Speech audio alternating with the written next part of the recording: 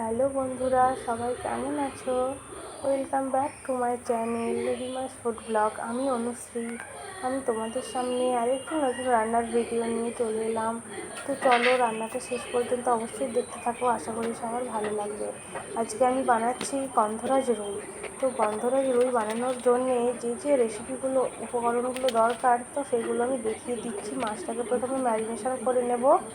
তো মাছটা ম্যারিনেশন করার জন্যে সামান্য নুন, হলুদ আর কাঁচা সর্ষের তেল আর এই যে একটা গন্ধরাজ লেবু, সেই লেবুর খোসাটাকে সামান্য করে গ্রেট করে নিয়ে মাছের ওপরে ছড়িয়ে দেব। দিয়ে ভালো করে আর ওই লেবুটার যে 4 ভাগের 1 ভাগ আমি ভালোভাবে মাছের ওপরে লেবুর রসটা নিগড়ে দিয়ে মাছটাকে ভালোভাবে ম্যারিনেট করে নেব। ভালোভাবে মাখিয়ে নেব যেন মাছের মধ্যে মশলাটা ভালোভাবে ঢুকে যায়। তার সাথে দিয়েছি জিরে গুঁড়ো, জিরে গুঁড়ো আর ধনে গুঁড়ো। হলুদ গুঁড়ো ব্যবহার করিনি, যেহেতু এটা সাদা সাদাই হবে একটু, তাই হলুদ গুঁড়োটা স্কিপ করে গেছি। তো ভালোভাবে এটা ম্যারিনেশন হয়ে গেছে। এরপর মশলাটা নেব। যে মশলাগুলো লাগবে দেখো, সাদা সর্ষে লাগছে, তার সাথে সামান্য পোস্ত, আর তার সাথে চালমগজ দানা। সামান্য জল দিয়ে মশলাটা পেস্ট করে নেব।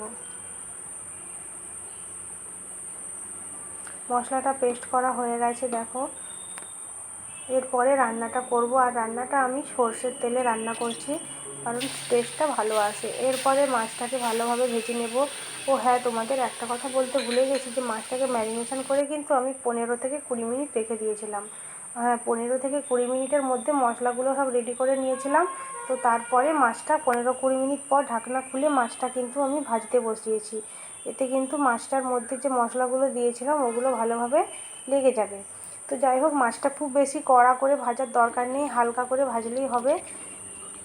তো মাছটা ভাজা হয়ে গেছে। এরপরে আমি মশলাটা করে নিচ্ছি। তেলের মধ্যে সামান্য কালো জিরে আর শুকনো লঙ্কা ফোড়ন দিয়ে যে মশলাটা পেস্ট করে রেখেছিলাম, সাদা সর্ষে, পোস্ত আর চালমগজ দানা, ওটা তেলের ওপরে দিয়ে দেব।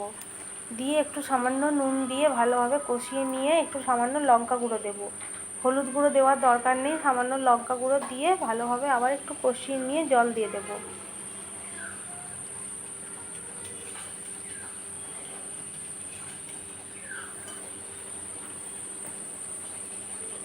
অল্প করে জল দিয়ে ভালোভাবে আবার কষিয়ে নিচ্ছি। নিয়ে কাঁচা লঙ্কা 5 থেকে 6টা চেরা কাঁচা লঙ্কা দিয়ে ভালোভাবে মশলার জায়গাটা ধুয়ে জল দিয়ে দিয়েছি।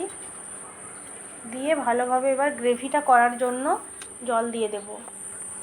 ভালোভাবে ঝোলটা ফুটতে দেব। ভালোভাবে ঝোলটা ফুটে উঠলে 5 থেকে 10 মিনিট পর ঝোলটা ফুটে উঠলে অল্প আঁচে মাছগুলোকে দিয়ে দেব, আর তার সাথে গন্ধরাজ লেবুর পাতা উপর থেকে বসিয়ে দেব।